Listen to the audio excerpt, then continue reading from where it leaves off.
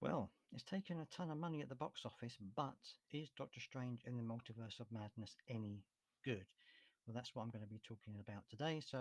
And there's going to be spoilers. So if you haven't seen the game, if you haven't seen the film, I should say, then don't forget to go and check it out, go and see what it's like, and then come back and listen to my review of it. And don't forget to like and subscribe so that you know where to come back to afterwards. Okay, let's get into this. So, if before I go any further, I'm going to be talking about this movie from the the kind of MCU perspective. I know that there are lots of people out there who are aficionados of the comics. I'm not a comic expert myself, so I'm going to be talking about this from an MCU point of view. But I know that there are some elements from this that are in the comics. But let me know if you think that this was a good adaptation of the comics, if you think that this was a good way of portraying it, or do you think that they just didn't get it right? I'd love to hear in the comments if you are an aficionado of the comics. Let me know in the comments what you think is whether this was any good or not. So I'm going to be taking this from an MCU point of view.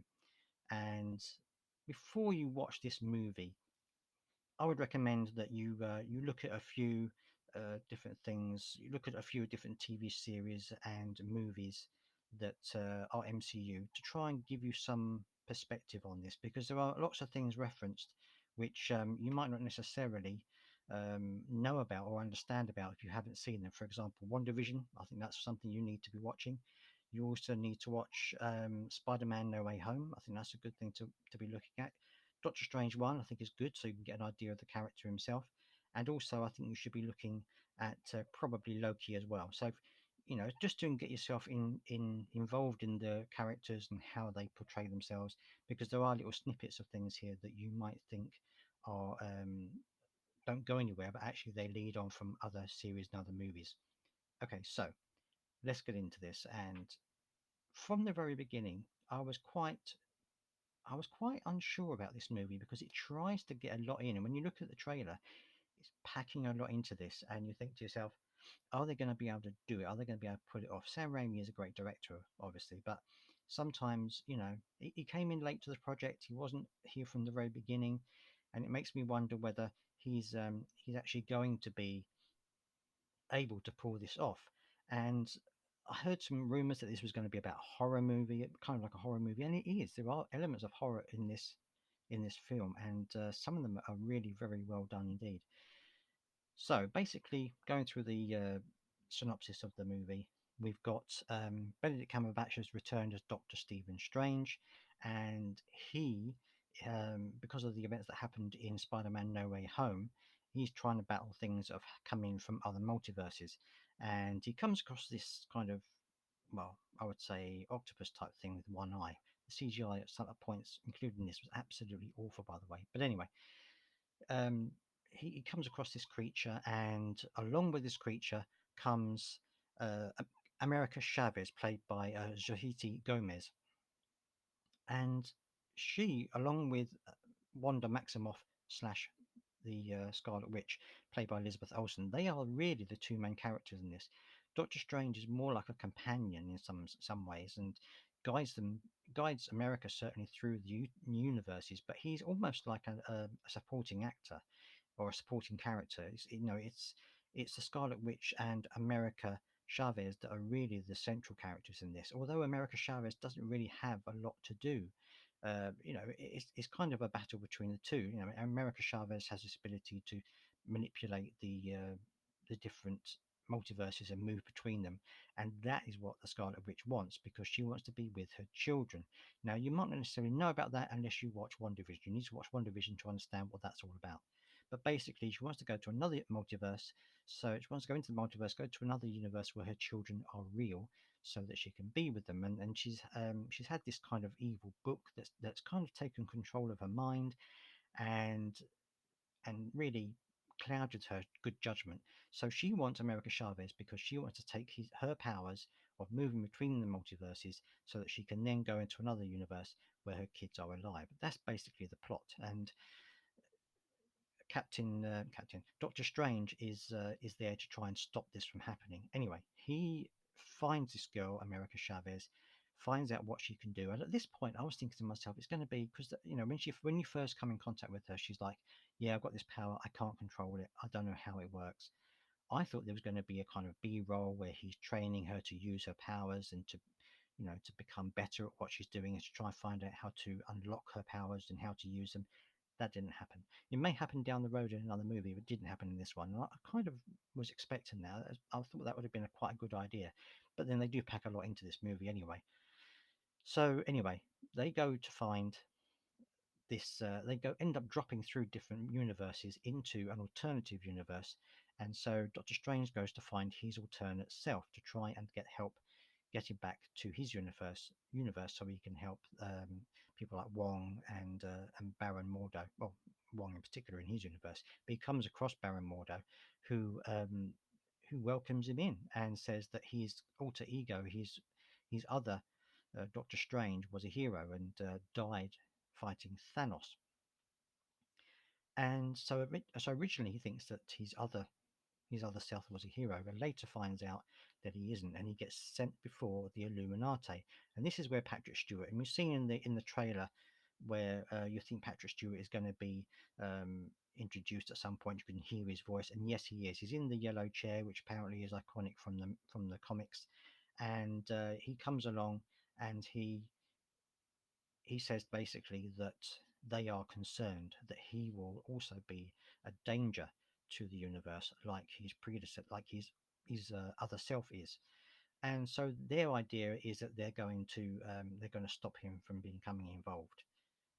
This, in some ways, was a missed opportunity because you meet the Illuminati, and then within about 10 minutes, they're all dead. And you think to yourself, there was a missed opportunity here. They could have done so much more with these people.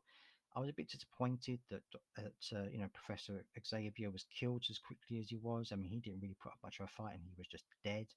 Um, you know, uh, Agent Carter, who is part of the What If series, and you should probably watch What If as well. But anyway, before you watch this movie, but she was killed off really easy as well, and the whole thing was just far too easy. And I know that Scarlet Witch is a hugely powerful character, but this wasn't really, it was like it was thrown in at the last minute, like it was an add-on. Oh, how do we get rid of the Illuminati? Oh, I know, we'll just have the Scarlet Witch kill them all.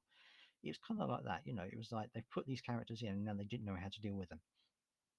So anyway, Doctor Strange manages to escape, and then it becomes a bit of a chase where Scarlet Witch is trying to chase America Chavez and Doctor Strange through various places, and tries to hunt them down. And there's a little bit of horror in here, a few jump scares, and other some bits and pieces which work out quite well. I thought this was quite good, and the battle scene where the Scarlet Witch gives him the opportunity to hand over the girl and he doesn't.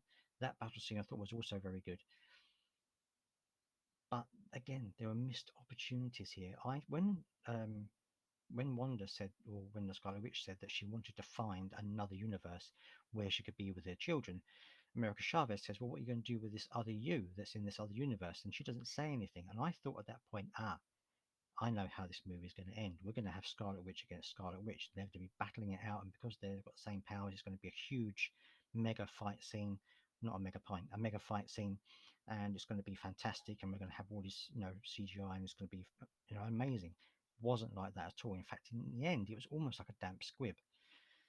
So anyway, as the movie progresses, you start to see the Scarlet Witch taking control of the fight and starting to really get involved. And she goes to a kind of like a church or something like that, a mausoleum, which is actually the Scarlet Witch, and this is where the bad book is was originally kept.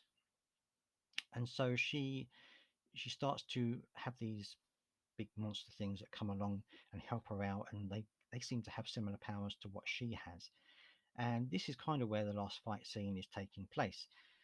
By this time, Doctor Strange has also taken control of the book, and he wants to do this dream walking thing, which apparently is very dangerous because he wants to go and find the Scarlet Witch and put an end to this all in one go. But there's no other alter egos of himself to take control of, so he takes control of the dead alter ego that you meet at the beginning of the film, and that is where it gets really like horror based because he's got all this makeup on and he's really, he's like a dead man walking like a zombie, and that is really is a great scene. I really enjoyed that scene.